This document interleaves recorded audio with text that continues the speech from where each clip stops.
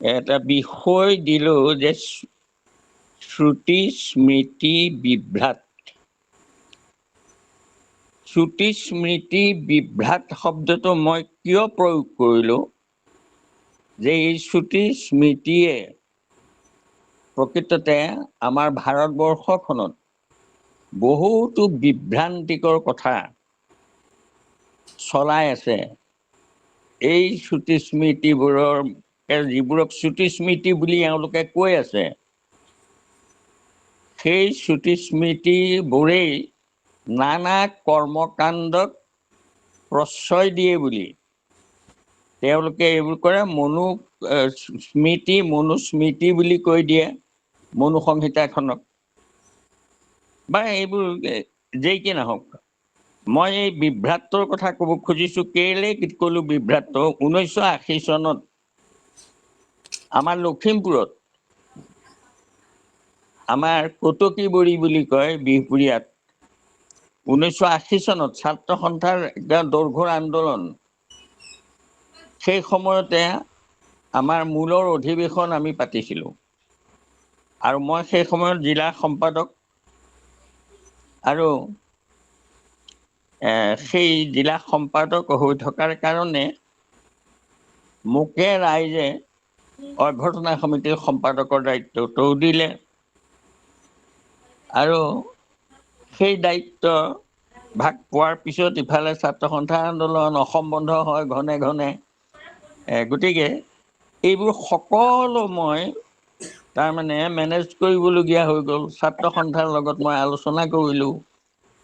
তেওঁলোকে ক'লে যে এনেকৈ তাৰমানে ভোজ ভাত খোৱা সভা এইটো অসমৰ দুৰ্দিনৰ সময়ত আপোনালোকে পাতিব খুজিছে। আৰু তেতিয়া তেওঁলোকক মই বুজালো, চোৱা এখন তোমালোকৰ আজি ছাত্ৰ সন্থাৰ গোটেই যিটো নীতি আদৰ্শ, তোমালোকৰ সংবিধানৰ কথা তোমালোকে মুকলি মঞ্চত কৰিবলৈ পাবা নে? পাইছানে আজিলৈকে? তোমালোকক চিধাই পুলিচে এৰেষ্ট কৰি থৈ দিব। গতিকে মোৰ কথাটো হ'ল যে তোমালোকৰ যিটো স্বাধীন অসমৰ পৰিকল্পনা, সেইটো তোমালোকে মুকলি মঞ্চ এখন দিছো, আমাৰ মঞ্চলৈ কোনো পুলিচ আহিব নোৱাৰে। তোমালোক সকলোৱে তাত তোমালোকে মুকলিকৈ কথা আলোচনা কৰিব পাৰিবা। আৰু দ্বিতীয় কথা, ইয়াত তাৰমানে অনেক দোকান পোহাৰ আমাৰ ইয়াত দিয়ে সকলোৱে, আৰু সেইটো মই অন্য মানুহক অনুমতি নিদিওঁ। তোমালোকৰ ছাত্ৰ সন্থাৰ ল'ৰাবোৰে তাৰমানে ইয়াত দোকান পোহাৰ দি মেলি তোমালোকে এটা পুঁজি সংগ্ৰহ কৰিব পাৰিবা। আৰু গতিকে সেইকাৰণে মই এইটো কৰি দিছোঁ। আৰু আমাৰ অধিৱেশনৰ কেইদিনত কোনো অসম বন্ধ আদি ছাত্ৰ সন্থাৰ তৰফৰ পৰা নিদিয়ে। মই এইটো তোমালোকৰ মূলৰ লগত যোগাযোগ কৰিছো আগতীয়াকে। আৰু এইদৰে তেওঁলোকক আৰু কোৱাত তেওঁলোক সকলো একেবাৰে তাৰমানে মনে প্ৰাণে আমাৰ অধিৱেশনত লাগিলে। বাৰু যি কি নহওক, ইতিমধ্যে আমাৰ অধিৱেশন হৈ গ'ল। হৈ গৈ আমি ভবাতকৈ অধিক পুঁজি আমাৰ সংগ্ৰহহে হ'ল। আৰু সেইদিনত আমাৰ ৩,০০০ টকা ৰাহি হ'ল, বহুত পইচা 1980 চনত। গতিকে আৰু এই চিৰা, নিমখ, তাৰপিছত চেনি, এইবোৰ আমাৰ ৰাহি হ'ল। তাৰ হোৱাৰ প্ৰক্ষেত্ৰত আমি ক'লো যে এইখিনিনো আমি এতিয়া কি কৰিম, অলপ সস্তাকে আমাৰ ভকতসকলে যদি কোনোবাই নিব খোজে আমি দি দিওঁ। তেনেকুৱাতে এজন মানুহ অনা সংঘৰ, তেখেতে আমাৰ সেই ঘোষণাটো গম পাই তেখেত আহি আৰু ক'লেহি যে মোৰ এনেকে ছোৱালীজনীৰ বিয়া, গতিকে আৰু সেই বিয়াখন তাৰমানে মই হেৰি কৰিব খুজিছোঁ, আপোনালোকে ইয়াত আৰু চিৰা মুড়ি বাঢ়িছে বুলি কৈছে। গতিকে মই সেইখিনি মই লৈ কিনি পেলাই এনেকে কোৱাত তেওঁ বোলো হ'ব, ভাল কথা, আপুনি লৈ যাব, বজাৰতকে আমি তাৰমানে 2 টকা সস্তাত দিম, এইবুলি তেওঁক পঠিয়াই দিলোঁ। ইতিমধ্যে তেওঁৰ বিয়ালে মাত্ৰ 7 দিন আছে। 7 দিন থাকোঁতে তেওঁৰ বংশৰ তেওঁৰ সম্পৰ্কে কোনোবা এজনৰ তাৰমানে ভায়েকৰ ঘৰত তাৰমানে ছোৱালী এজনী জন্ম হ'ল। গতিকে তেওঁলোকৰ বিয়াখন পৰি গ'ল। বিয়া এতিয়া তাৰমানে হেৰি কৰিব নোৱাৰে। তাৰপিছত মই বহি আছো, তেওঁ বস্তু নিবলৈ আহিব।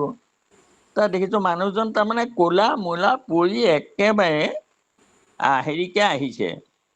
আহি আৰু তাৰপৰা তেওঁ একদম কান্দি দিলে যে মই মহা বিপদত পৰি গ'লো। মাত্ৰ 6 দিন আছে বিয়ালে, আৰু মোৰ তাৰমানে বিয়াখন এতিয়া নহয়, ভাইটোৰ ঘৰত ছোৱালী এজনী জন্ম হ'ল। তাৰ পৰা মই বোলো কি, ছোৱালী জন্ম হ'ল? বোলে হয়। ক'ত? হেৰি ভায়েকৰ ঘৰ বেলেগ নে আপোনাৰ ঘৰতে আছে? বোলে নহয়, বেলেগ। আৰু আপোনাক কোনে ক'লে এই বিয়াখন নহ'ব বুলি? তেতিয়া তেওঁ ক'লে যে ভুৱন শাস্ত্ৰীয়ে কৈছে, শাস্ত্ৰী পণ্ডিতে চাই কৈছে নহ'ব। মই বোলো মই আপোনাক কথা দিছো, আপুনি এই মাত্ৰ যাওক ভুৱন শাস্ত্ৰীৰ ঘৰলৈ, গৈ ভুৱন শাস্ত্ৰীক কওকগৈ যে প্ৰমোদ শইকীয়া নামৰ এজন ব্যক্তি বহি আছে আমাৰ ইয়াতে, মৌজাদাৰৰ ঘৰত বহি আছে তেখেত, আৰু তেখেতে মোক কৈছে যে 18খন শ্ৰুতিৰ মত মই লিখি দিম যে এই বিবাহ হ'ব পাৰে, এই বিবাহ কোনেও নুই কৰিব নোৱাৰে। আৰু মোৰ 18খন শ্ৰুতিৰ মত মই লিখি দিম যে এইখন বিবাহ হ'ব পাৰে। যদি মোৰ এই শ্ৰুতিৰ মতটো কোনোবাই খণ্ডন কৰিব পাৰে, তেন্তে মই আপোনাৰ বিয়াৰ সমস্ত দায়িত্ব মই গ্ৰহণ কৰিম, চব মই ভৰি দিম পইচা। আপুনি এইমাত্ৰ যাওক আৰু আপুনি ভুৱন শাস্ত্ৰীক কওকগৈ যে প্ৰমোদ শইকীয়াই মোক এনেকৈ কৈছে। গতিকে আপুনি যাওক, আপোনাক শ্ৰুতি দিব বাধ্য, সি লিখি দিব, আপুনি যাওক। তাৰপিছত মানুহজন মই পঠিয়াই দিলো তালৈ। তাৰপৰা গৈ পালেগে। তাৰ পোৱাৰ পিছত আৰু তাৰপৰা ক'লে তুমি দেখোন আকৌ আহিলা। তাৰপৰা আহিলো মানে হেৰি দেও, কথাটো হ'ল যে আপুনি বিয়াখন হ'ব নোৱাৰে বুলি মোক হেৰি কৰিলে, মত দি দিলে। কিন্তু সেই প্ৰমোদ শইকীয়া নামৰ মানুহজনে আহি পেলাই এতিয়াই মৌজাদাৰ ঘৰত বহি আছে। তেওঁ ক'লে 18খন শ্ৰুতিৰ মত মই লিখি দিম, এই বিয়া হ'ব পাৰে, আৰু যদি মোৰ এই মতটো কোনোবাই খণ্ডন কৰিব পাৰে, মোৰ গোটেই বিয়াৰ দায়িত্বটো তেওঁ বহন কৰিম বুলি কৈছে। গতিকে মই এতিয়া নাম কীৰ্তনীয়া মানুহজনৰ পৰা সন্মতি ল'ম নে নাই, আপুনি কিবা কথা বোলে। কোনে ক'লে প্ৰমোদ শইকীয়াই কৈছে। হেৰা চোৱা, হয় কথাটো, বিয়াখন হ'ব পাৰে, কিন্তু তোমালোকৰ গাঁৱৰ খেলৰ মানুহে আহি পেলাই তাৰমানে মোক কৈ থৈ গ'ল যে আপুনি এইটো মত লিখি নিদিব। গতিকে সেইকাৰণেহে মই হেৰি কৰোঁ। তাৰপৰা তেতিয়া তেওঁ ওলটাই ক'লে যে আপুনি গাঁৱৰ মানুহৰ মতে ছুটি চাই নে সঁচাকে ছুটি চাই? এইটো গতিকে এতিয়া মোৰ বিয়া হ'ব পাৰিব নে মই সেই নামতিনা মানুহজনৰ পৰা ছুটি ল'ম? এনেকৈ তাৰমানে যেতিয়া ক'লে, তাৰপৰা তেওঁ ক'লে আৰু তুমি ছুটি আছে, মই তোমাক আৰু বিয়া হ'ব পাৰে বুলি লিখি দিম।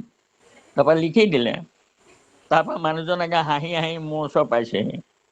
পাই পেলাই তাৰপৰা ক'লে যে বাপ, আপুনি মোক ইমান ৰক্ষা কৰিলে, মই কৃতজ্ঞ, চিৰ কৃতজ্ঞ আপোনাৰ ওচৰত, যে তেওঁৱেই তাৰমানে ছুটি লিখি দিলে হ'ব পাৰে বুলি বিয়াখন। গতিকে এই শ্ৰুতিৰ নাম লৈ তেনেকৈ গোটেই ভাৰতবৰ্ষত শ্ৰুতি স্মৃতিৰ ওপৰত নিৰ্ভৰ কৰি বিভ্ৰান্তিৰ সৃষ্টি হৈ আছে, চলি আছে বহুত এইবোৰ। কিন্তু আচলতে শ্ৰুতি শব্দৰ অৰ্থটো কি? তে শ্ৰুতি বুলি ক'লে শ্ৰুতিস্তু বেদ বিজ্ঞেয়। শ্ৰুতি বুলি ক'লে আচলতে বেদকহে বুজায়। বিধানবোৰ চব বেদৰে। তাকে সেই বেদৰে তাৰমানে ৰূপান্তৰ শ্ৰুতি এই বুলি তাৰমানে হেৰিয়াত লিখা আছে। তাৰপিছত আকৌ শ্ৰুতি প্ৰস্থান, স্মৃতি প্ৰস্থান, এইদৰে আমাৰ হেৰি আছে, আমাৰ দৰ্শনৰ ভাগ আছে। আৰু সেই শ্ৰুতি প্ৰস্থানত তাৰমানে বেদক ধৰা হয়, আৰু স্মৃতি প্ৰস্থানত আকৌ গীতাক ধৰা হয়। গীতাৰ স্মৃতি প্ৰস্থানৰ হেৰি। এতিয়া আৰু এটা ডাঙৰ কথা হ'ল যে গীতা কি, যে স্মৃতি শাস্ত্ৰ, স্মৃতিৰ অন্তৰ্গত গীতা শাস্ত্ৰখন। গতিকে স্মৃতি বুলি কি কয়, কিয় কয়, মানে তাক স্মৰণ কৰি কৰি কোৱা। গীতাখন প্ৰকাশ কৰা কৈছিলে কুৰুক্ষেত্ৰ যুদ্ধ ক্ষেত্ৰত। তাৰমানে অৰ্জুনে সুধি আছিলে, কৃষ্ণই কৈ আছিলে। কিন্তু আমি গীতাখন ক'ৰ পৰা পালো? ধৰ্মক্ষেত্ৰে কুৰুক্ষেত্ৰে সমবেতা যুজুৎসৱা মামকাঃ পাণ্ডৱা চৈব কিম কুৰ্বত সঞ্জয়। সঞ্জয়ক ইয়াত হস্তিনাৰ হেৰিয়াত ৰাজকাৰেঙত সুধিছে যে সঞ্জয়, মোৰ ল'ৰাবোৰ আৰু পাণ্ডৱ গোট খাই কুৰুক্ষেত্ৰত কি কৰিছে, কি হৈছে? তাৰ সঞ্জয়ক তাৰমানে ব্যাসে বৰ দি থৈছিলে, তেওঁ সোঁৱৰণ কৰিলে, স্মৃতিলে তেওঁ আহি যায় বস্তুটো, চকু দুটা মুদি স্মৰণ কৰিলে ক'ত কি হৈ আছে গম পায়। গতিকে সেই প্ৰতিটো কথা স্মৰণ কৰি কৰি কৈ থকাৰ কাৰণে গীতা শাস্ত্ৰ স্মৃতি প্ৰস্থান। আৰু ডাঙৰ কথা হ'ল যে শ্ৰুতিস্তু বেদে বিজ্ঞেয় বুলি কৈছে, শ্ৰুতিয়ে বেদক বুজায়। এই গীতাখন বেদৰ দ্বিতীয় সংস্কৰণ। বেদা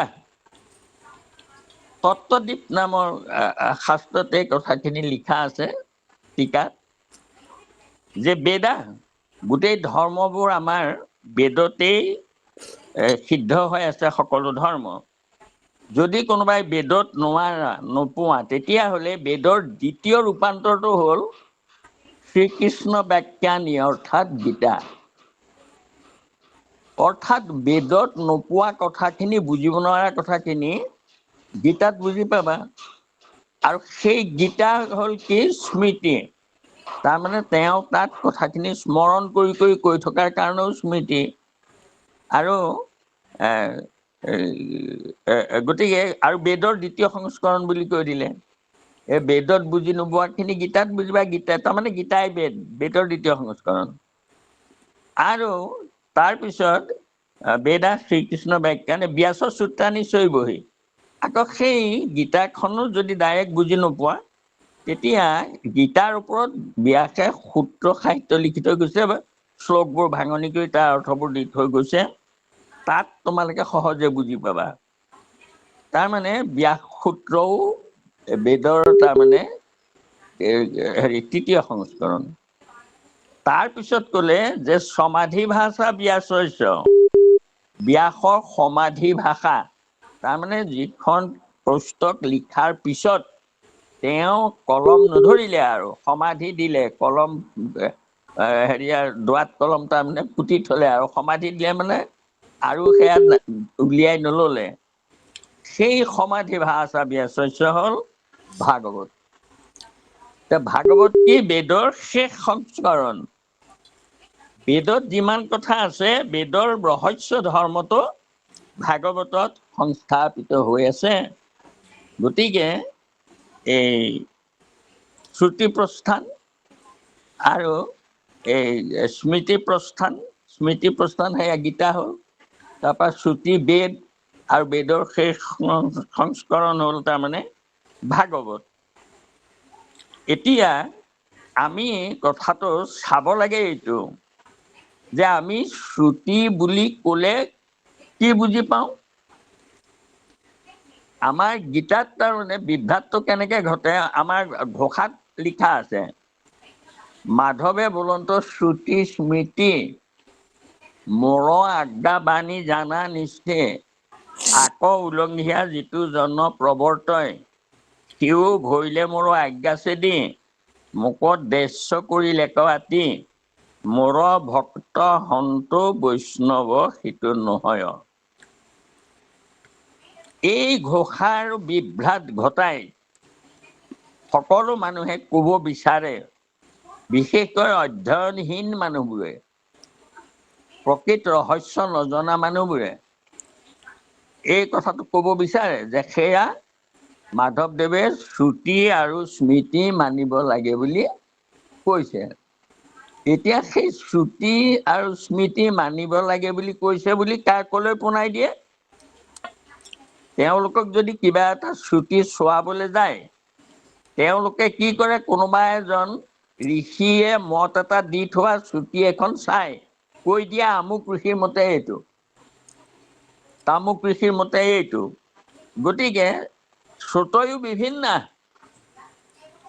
বেদও বিভিন্ন, শ্ৰুতয়ো বিভিন্ন, নৈ একো মুনিৰ যস্য বচ প্ৰমাণং। ঋষিবোৰৰ কথাৰ সিদ্ধান্তৰ কোনো প্ৰমাণ নাই। এনে নয় একো বুজো বস্তৰ প্ৰমাণম ধৰ্মস্য তত্ত্বং নিহিতং গুহায়াম। ধৰ্মৰ তত্ত্ববোৰ একেবাৰে গুহাত লুকাই থকাৰ দৰে লুকাই আছে। মহাজানো এন গত পন্থা। গতিকে তোমালোকৰ অন্য উপায় নাই, মহাপুৰুষসকলে যিটো বাটে দেখুৱাই সেই বাটে দিয়েই তোমালোক গুচি যাবা।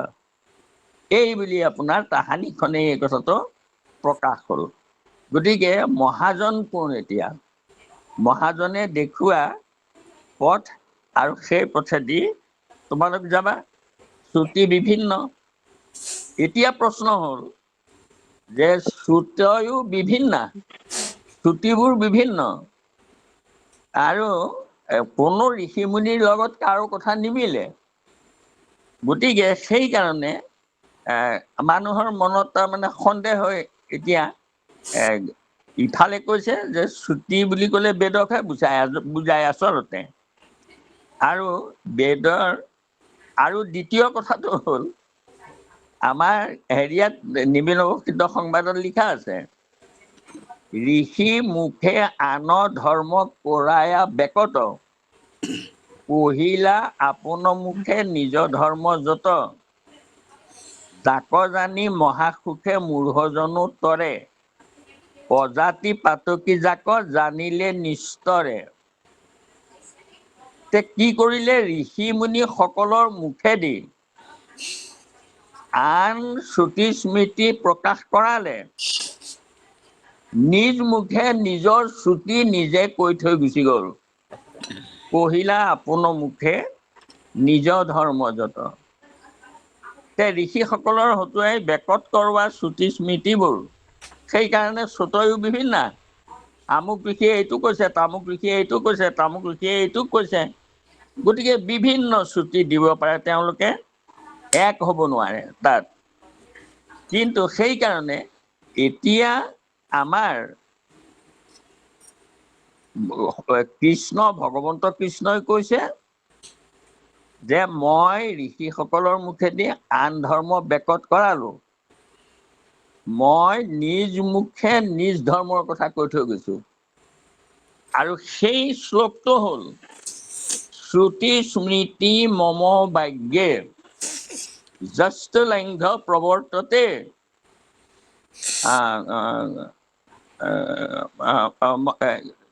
জস্ত লংঘ প্ৰৱৰ্ততে। মই সেই আজিকালি তাৰমানে কথাবোৰ মই পাহৰি যাওঁ বাৰু। যেনে জস্ত লংঘ প্ৰৱৰ্ততে মদ ভক্তপি, ভক্ত অপি ন বৈষ্ণৱ।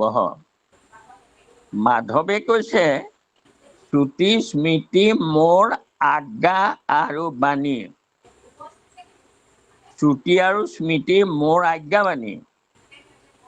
অৰ্থাৎ ঋষি মুখে আন ধৰ্ম কৰায়া বেকত, ঋষি মুনিবোৰৰ শ্ৰুতি স্মৃতি আন ধৰ্মবোৰ বেকত কৰালে আৰু নিজৰ শ্ৰুতি স্মৃতি নিজে ক'লে। পহিলা আপোন মুখে নিজ ধৰ্ম যত, যাক জানি মহাসুখে মূঢ়জনো তৰে, অজাতি পাতকী যাক জানিলে নিস্তৰে। ঋষি মুনিৰ শ্ৰুতি স্মৃতিত জাত বিভাজন আছে, শুদ্ধই কৰিব নোৱাৰে। আমুকে কৰিব নোৱাৰে, তামুকে কাৰণে স্ত্ৰীয়ে কৰিব নোৱাৰে, বাল্যই কৰিব নোৱাৰে, এইবোৰ ছুটি সিহঁতৰ কৰ্মকাণ্ডীয়। কিন্তু প্ৰভুৰ ছুটিত সমস্তৰ অধিকাৰ। গতিকে এতিয়া আমাৰ প্ৰশ্নটো হ'ল যে প্ৰভু ভগৱন্তৰ নিজা শ্ৰুতি আৰু স্মৃতি কিবা আছে নেকি, এইটো আমি পৰ্যবেক্ষণ কৰিব লাগে। এতিয়া কথা হ'ল শ্ৰুতি মানে কি? শুনি শুনি মনত ৰাখি অহা বিধান, ঈশ্বৰ সম্পৰ্কীয়। আমাৰ বৈকুণ্ঠৰ কল্পতৰু ভাগৱত শাস্ত্ৰ শুনি শুনি বাগৰি আহিছিলে কাণে কাণে। শ্ৰীনাৰায়ণে ব্ৰহ্মাক ক'লে, ব্ৰহ্মাই নাৰদক ক'লে, নাৰদে ব্যাসক ক'লে, তাৰপৰা ব্যাসে সূতক পঢ়ুৱা লিপিবদ্ধ কৰিলে, কৰি পেলাই সূতক শুনালে, শুকদেৱক, আৰু শুকদেৱে পৰীক্ষিতক শুনাই সেই শ্ৰুতিৰ সৰ্বশ্ৰুতি শিৰোৰত্ন ভাগৱত বনমাজে হৰিনাম সিংহ প্ৰকাশ হয়। তাৰ মহাধ্বনি শুনি নিজৰ পৰিবাৰৰ কৰ্মে তৰ্ক ব্যাঘ্ৰী পলাই হুয়া ভয়। গোটেইবোৰ তাৰমানে জয় কৰি কৰি আহিলে তৰ্ক শাস্ত্ৰবোৰ মহাবাঘিনী, আৰু সিহঁতৰ শিষ্যবোৰ সিহঁতৰ তাৰমানে পুত্ৰ। এই বুলি ক'লে, গতিকে সংসাৰ বনত পশি সেই সংসাৰত কি কৰে, সেই তৰ্ক শাস্ত্ৰ পঢ়া পণ্ডিতবোৰে যুক্তিৰে সৈতে ঈশ্বৰৰ নিৰ্গুণ নিৰাকাৰ ব্ৰহ্মৰ অস্তিত্ব তাৰমানে নাই বুলি কয়। এনেকে কয়, যিটো বস্তু চকুৰে নেদেখি ইয়ং চক্ষুষা ন পশ্যতি ইয়ং চক্ষুষীয় পশ্যন্তি ইদং ব্ৰহ্মং নেদং যদি ইদং উপাসতে, তাত তাৰমানে কোৱা হৈছে ব্ৰহ্মক চকুৰে নেদেখা, হাতেৰে চুব নোৱাৰে, ব্ৰহ্মৰ কথা নুশুনে কাণেৰে। গতিকে ব্ৰহ্ম এনেকুৱা তেনেকুৱা বুলি ক'লে এই কথাবোৰ তোমালোকে মানি নলবা। এইটো তাৰমানে ভ্ৰান্ত ধাৰণাত থাকি গ'ল।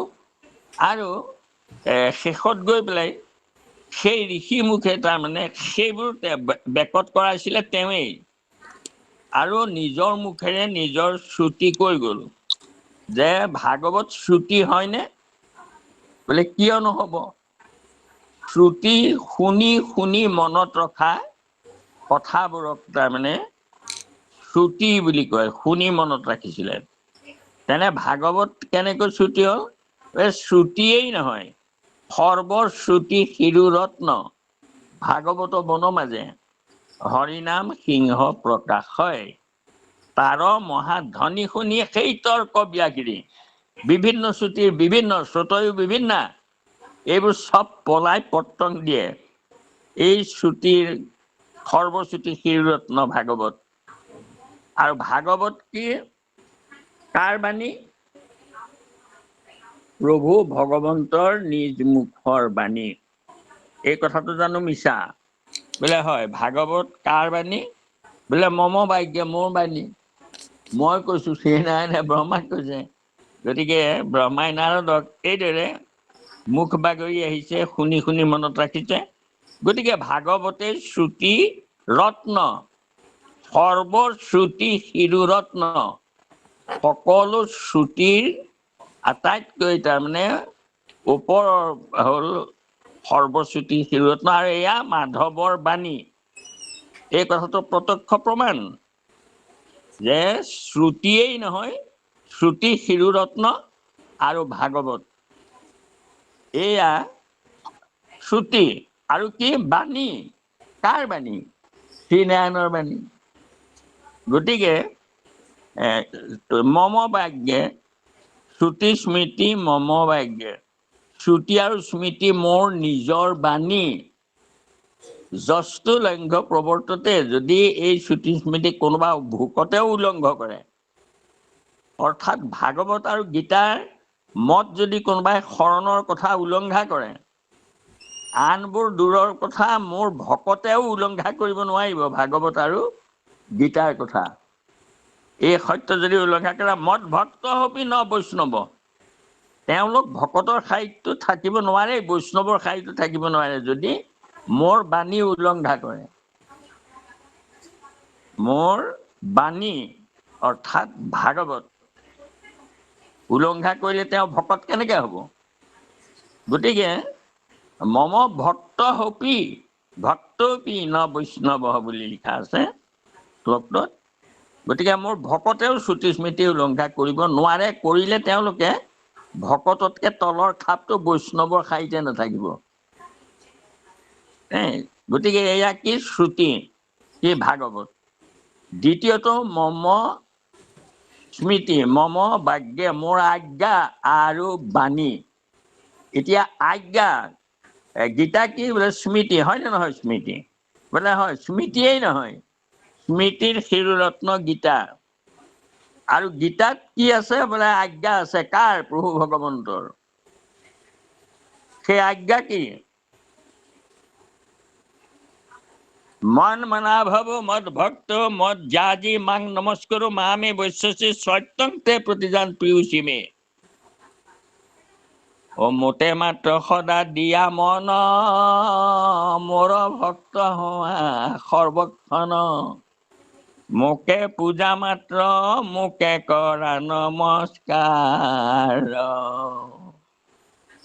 চাব দেই, এই গোটেই কথাখিনি অৰ্জুনক কৈ তাৰমানে শেষত গৈ ক'লেগে যে তুমি মোক ভজা, মোক পূজা, মোক নমস্কাৰ কৰা, এইটো কিন্তু শপত খাই গ'লে। কহিলো তোমাত সত্যবাণী, পাইবা সুখে মোক মহামানী। তুমি কোন? তুমি সে পৰম সুহৃদ সখী আমাৰ। তুমি মোৰ সখী, তোমাক মই সেইকাৰণে শপত খাই কৈছো। শপত খাই, নামৰ কাৰণে গোসাঁয়ে শপত খাই পেলাই গীতাতে এই কথাখিনি ক'লে। কহিলো তোমাত সত্যবাণী, পাইবা সুখে মোক মহামানী। আৰু এয়া কি? মন মনা, মোক ভজা, মোক পূজা, মোক নমস্কাৰ কৰা। আৰু এইটো কৰিবলৈ হলে তুমি আকৌ এটা ডাঙৰ কাম কৰিব লাগিব। কি কৰিব লাগিব? সৰ্বধৰ্মান পৰিত্যাজ্য মাম একং শৰণং ব্ৰজ। সব বাদ দিয়া ধৰ্ম, মোত শৰণ গ্ৰহণ কৰা। আৰু অহং ত্বং সৰ্ব পাপেভ্যো মোক্ষয়িষ্যামি মা শুচঃ। অকণো সন্দেহ নকৰিবা, তুমি মোত শৰণ লোৱা। মই আত্মাৰূপে তোমাৰ হৃদয়ত আছো, আৰু তুমি মোৰ অবিহনে একো কৰিব নোৱাৰা। মইহে তোমাক সকলো কৰ্ম কৰাই থাকো, আত্মাৰূপে তোমাৰ হৃদয়ত থাকি। গতিকে তুমি কৰিছো বুলি অহং ভাৱ নলবা। ঈশ্বৰৰ সৰ্বভূতানাং হৃদেশে অৰ্জুন তিষ্ঠতি। মই সকলোৰে হৃদয়ত অৱস্থান গ্ৰহণ কৰি তমেৱ শৰণং গচ্ছ, তুমি সেই আত্মাৰ ওপৰত নিৰ্ভৰ কৰা, আত্মাই তোমাক চলাই আছে। এই দৃঢ় বিশ্বাসটো লোৱা, আৰু তুমি যুদ্ধ কৰা, পাপে তোমাক নোচোৱে, কাৰণ মইহে কৰাই আছো।